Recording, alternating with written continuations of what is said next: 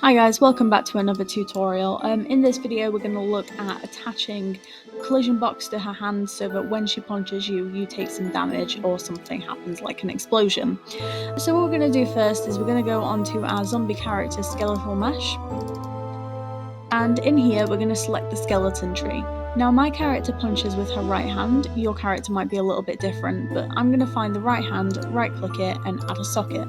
And then I'm just going to copy the name of the socket because we're going to need it in a moment. Heading back to the blueprint character, I'm going to add a component of a box collision. I'm just going to resize it slightly. This is what we want to attach to our character's hand, so it can be quite small, something like that. I'm going to compile that and head over to the construction script. And out from here, I'm going to attach component to component, and I'm going to make sure that box 1 is selected. And then for the parent, it's going to be the mesh because we're attaching the box to the mesh. And then the socket name, we're just going to paste the socket that we created a second ago.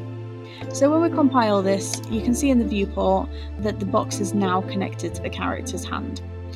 We can do this on an event begin play, but the only problem is if we did it on there, it just means that the changes won't take effect until the game actually begins, therefore we're not going to be able to see it in the viewport, so that's the only reason I've done it in the construction script.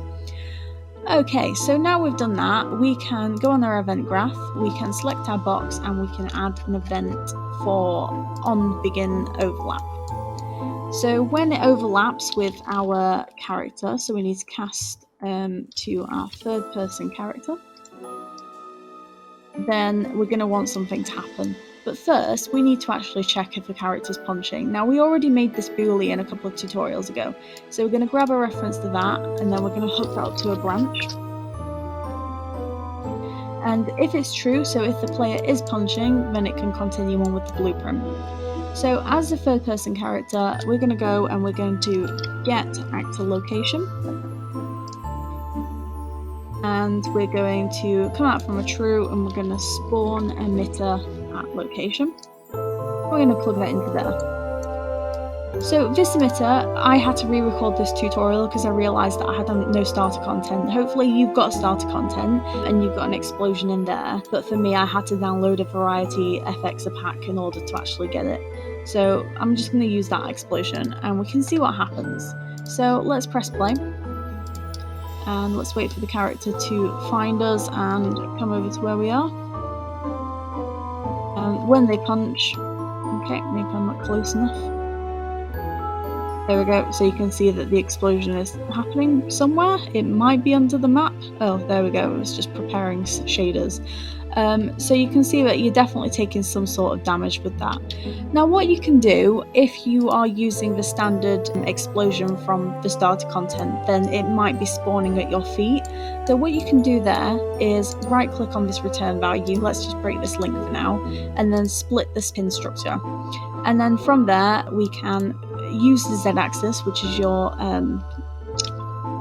we can use an operator for an add. So let's add 200 to the height, let's say. Let's see how that is. No, it's probably a bit too high. Let's add 100. And then what we can do is just make vector. I can't spell. And then just attach everything up to their designated sections there. And then we can put that back into the location. So we'll compile that, press play, and see what happens. So I'm not actually close enough for her to hit me at the moment. There we go, so you can see that the explosion is a lot higher now. So if that is the case, then just do that with your character and just make it the height that you want it to be.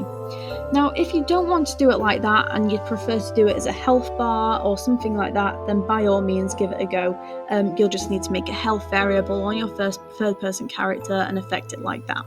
Give it a go, and whatever method you prefer, have fun with it.